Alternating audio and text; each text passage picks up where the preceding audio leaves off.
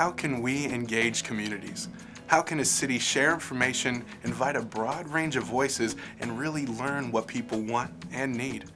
More importantly, how do we involve busy people with hectic lives and limited time?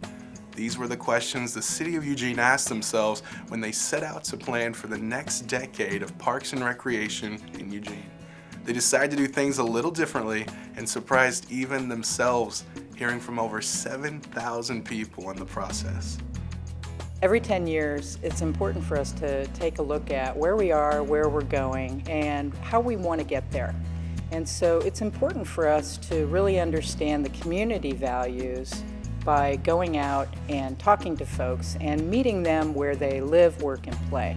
We have in the past used more traditional methods to gather information, and although we knew we had good information, we wanted to really better understand the best way to reach out to people who didn't typically go to public meetings. We took our show on the road this summer, and we went out to over 30 locations around Eugene, from parks to parking lots. We were at community events, we were along the bike path, we were at grocery stores. We were wherever we thought people were going to be in their daily lives. And we brought Little Red here with us, and we had conversations with people, and we had a lot of fun with them while we were doing it. We had a photo booth, we had a chatterbox, we called it, and people could share personal memories with us of parks and recreation in their lives.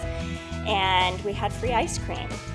And we just got to interact with people and learn what they care about. And what that allowed us to do was get a deeper understanding of some of the survey information that people were sharing with us, and really what was underneath all that and what do people truly care about.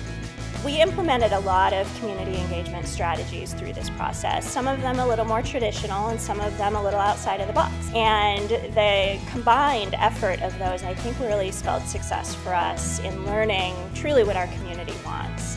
Because in these quick conversations with people, the information that we learned from them was so much more valuable, I think, than what we could have learned in a 2-hour meeting that possibly a small handful of people would have attended. And so my hope is that the team of people that went out and talked to people wearing these shirts, and Little Red here as our ambassador, really changed people's perceptions about how they can engage with city government and how their voices can truly be heard and impact the planning process moving forward.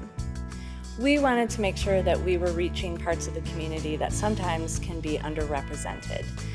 So we worked with residents of affordable housing developments to encourage them to take our survey. We did that by offering gift certificates to local grocery stores.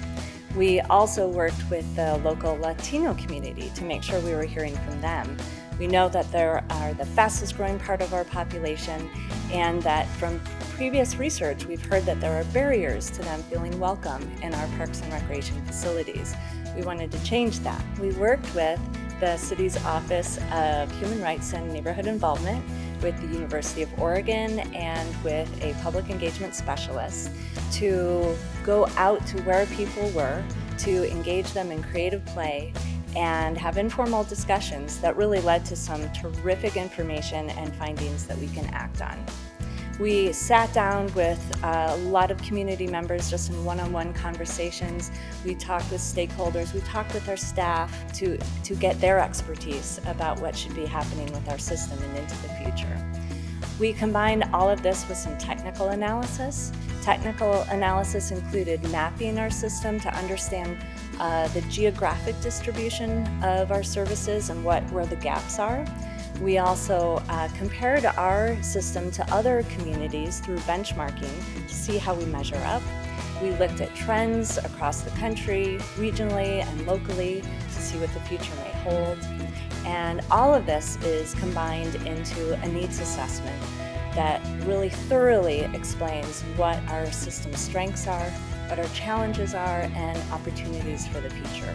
One of the really important findings is that 9 out of 10 people in Eugene believe that parks and recreation is important to their quality of life. So it's really important for us to be planning for the future of the system to make sure that it continues to meet the community's needs and makes Eugene a great place to live.